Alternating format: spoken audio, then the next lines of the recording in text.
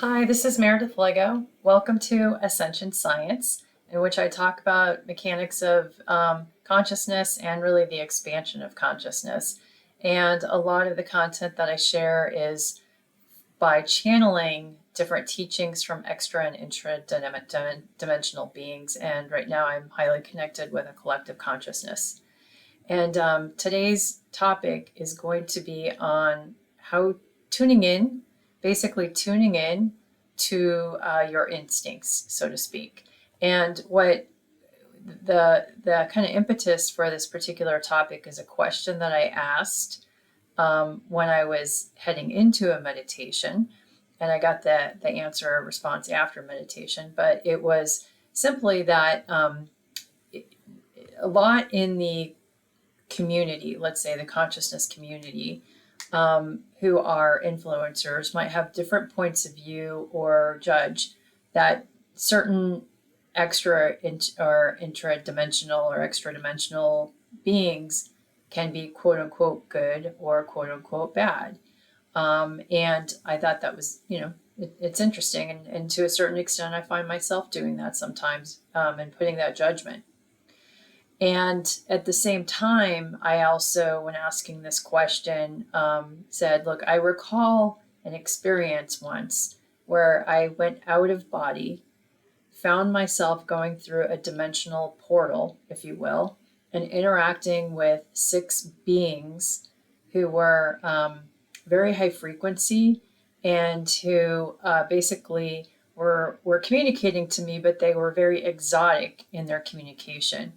And in fact, the way that I interpreted the communication included very exotic forms of English, if you will.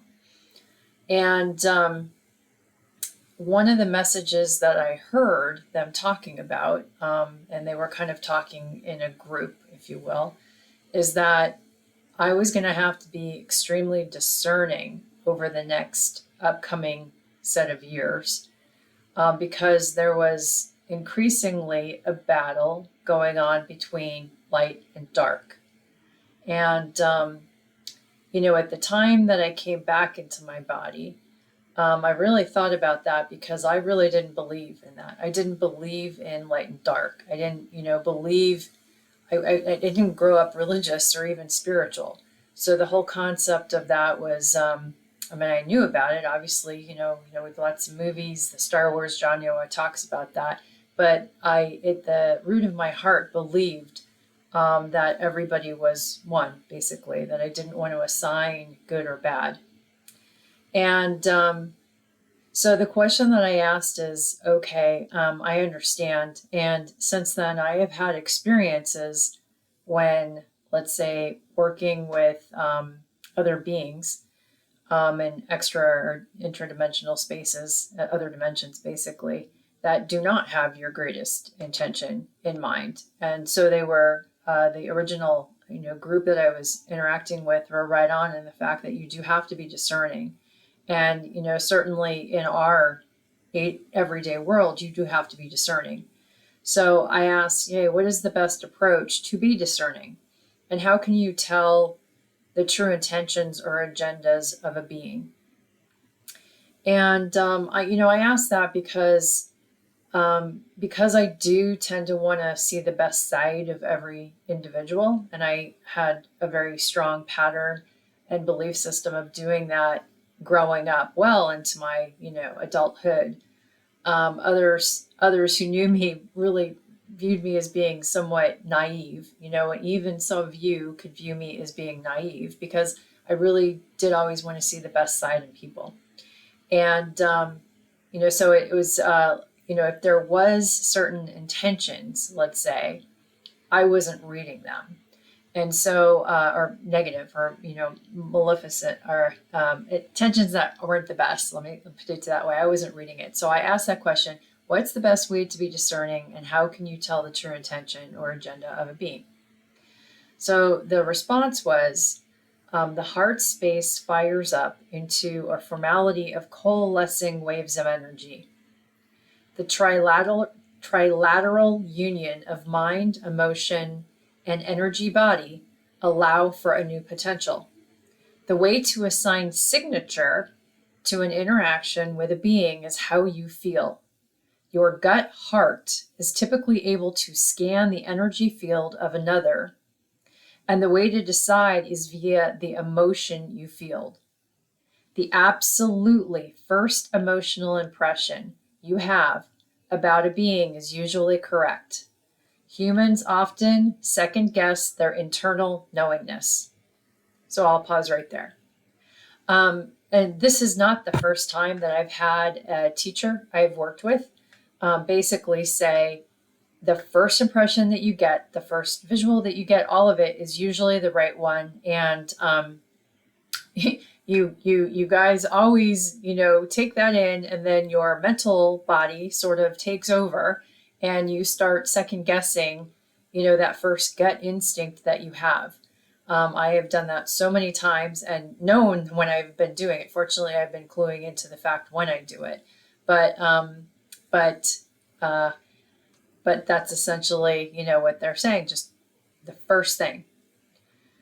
They go on to say that in the moment of the first impression, if your intention for understanding the intention of another comes from a place of love and expansion versus judgment, you will be shown the path that can be of best service to all in the moment.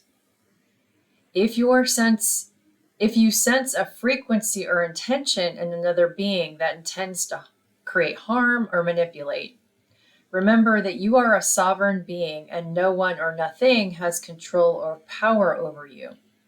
Also remember that all energy is of source. Nothing and no one is outside of divine source. Therefore, beings who intend to harm and manipulate are source, but a fractal in which the light and love is overshadowed within. Much healing is usually needed. So decide in the moment again, using the first impression that comes to you from your heart on how you react or mirror in the moment.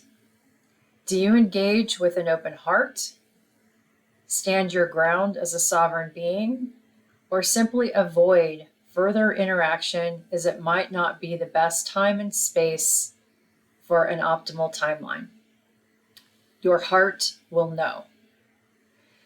And that really was the end of the transmission. So I thought that, again, was another great teaching or lesson on tuning into your own self, really, your own gut, your own heart, and not second guessing it.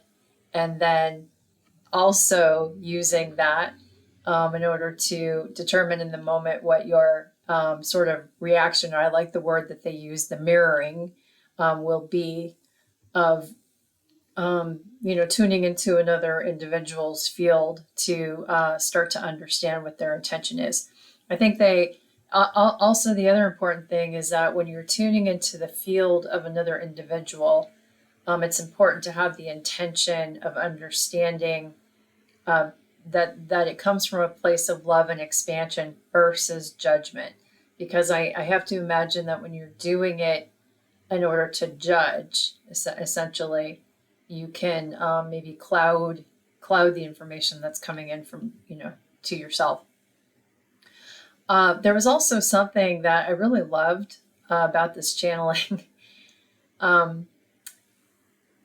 They basically said that the way to assign signature to an interaction is how you feel.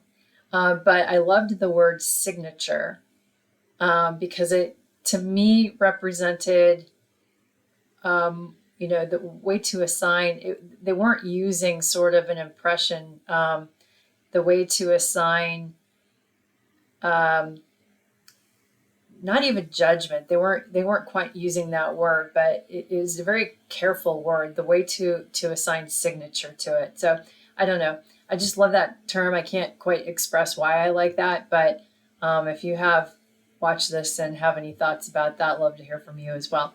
So with that, I will sign off and wish you the best of love and hope that you have a wonderful rest of your day. Thanks very much. Bye.